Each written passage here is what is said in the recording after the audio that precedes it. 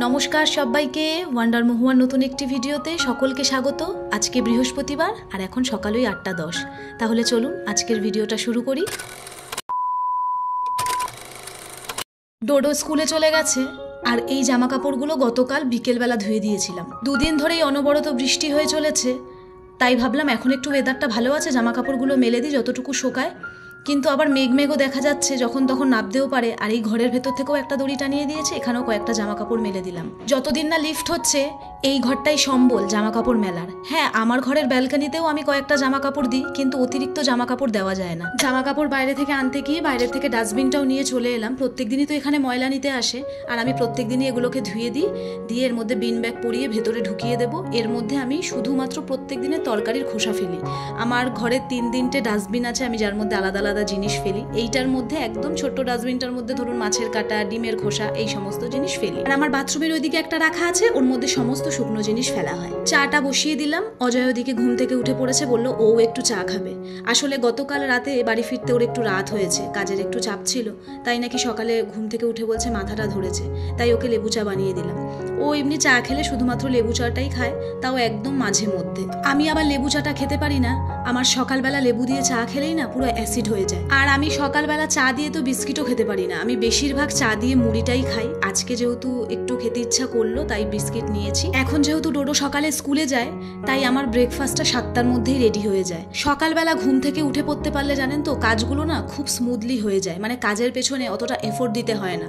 Time to time বা টাইমের আগেও অনেক সময় অনেক কাজ হয়ে যায়। গতকাল রাতে অনেক জামা কাপড় ছিল, ডোডোকে পড়াতে পড়াতে সমস্ত জামা কাপড় ভাঁজ করে রেখে দিয়েছিলাম। আর এখন সকালের কয়েকটা ছিল, সেগুলো সমস্ত ভাঁজ করে এখন জায়গায় রেখে দিচ্ছি। জামা কাপড় কাচা তো একটা কাজই, কিন্তু তার থেকেও বড় কাজ আমার যেটা মনে হয় সেটা হলো জামা কাপড়গুলো গুছিয়ে জায়গায় রাখা। আমিও এই কাজটা সম্পূর্ণ করে এখন চটপট ব্রেকফাস্ট নিয়ে বসে পড়ছি। এখন ব্রেকফাস্ট করব। আজকে বানিয়েছিলাম ঝাল সুজি। এর আগের ভিডিওতে আমি আপনাদেরকে বলেছিলাম যে ফ্ল্যাটে লিফটের কাজ হচ্ছে, তো আপনাদেরকে একবার দেখাচ্ছি। দেখুন, দাঁড়ান লাইটটা জ্বালিয়ে নিই, পুরো অন্ধকার হয়ে রয়েছে।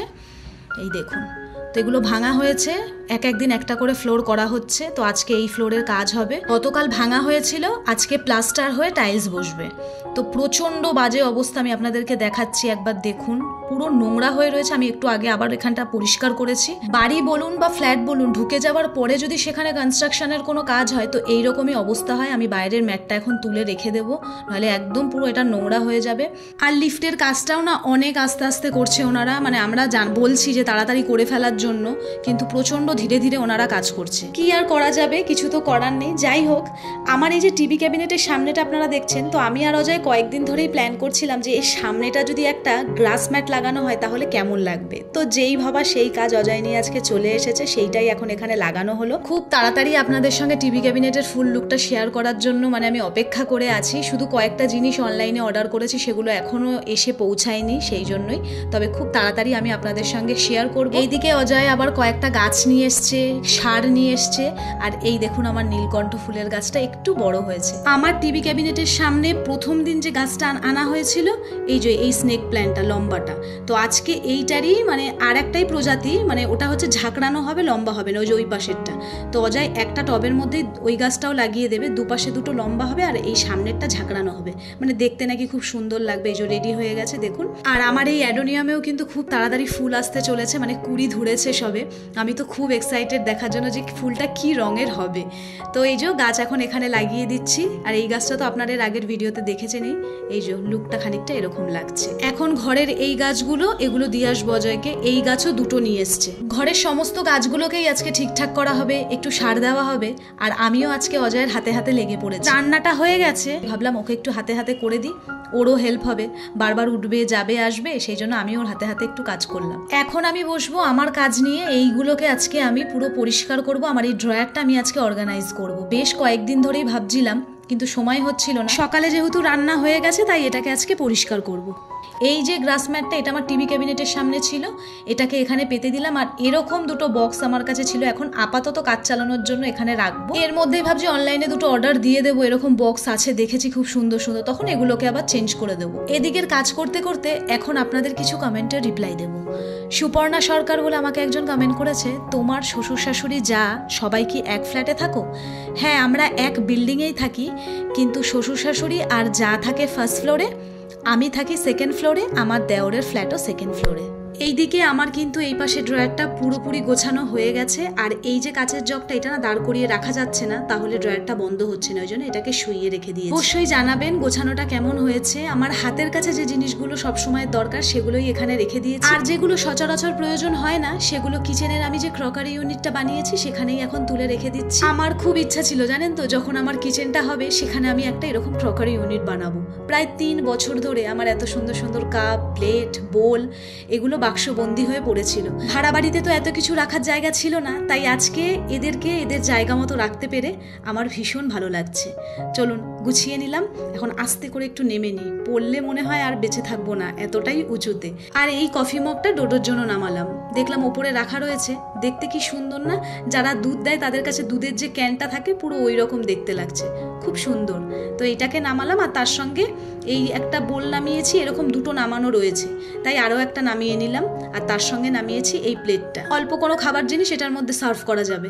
আর এই প্লেটটার ডিজাইনটা দেখুন, এর পেছন দিকে। আমার মনে হয় ডিজাইনটা সামনের দিকে থাকলে ভালো হতো, ওনারা ভুল করে পেছন দিকে করে দিয়েছে নাকি জানি না।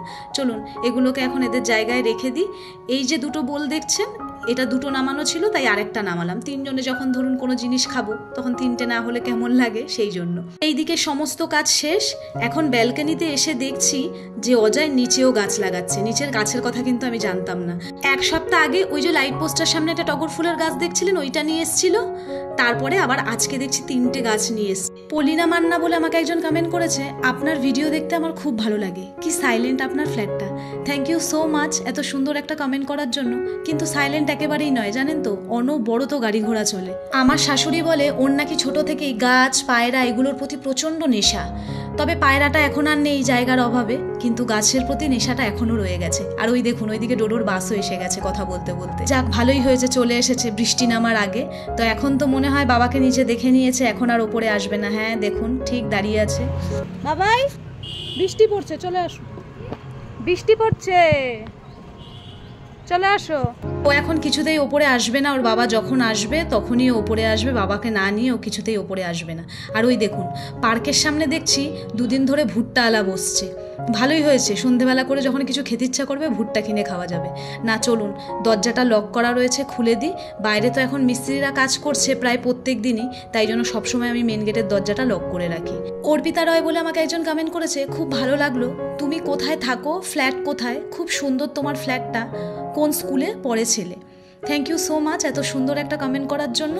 আমি নিউ টাউনে থাকি, আমার ফ্ল্যাটটাও নিউ টাউনে, আমার বাপের বাড়ি আর শ্বশুর বাড়ি একই জায়গায়। আর আমার ছেলে আমার এখানেরই একটা বেসরকারি স্কুলে পড়ে।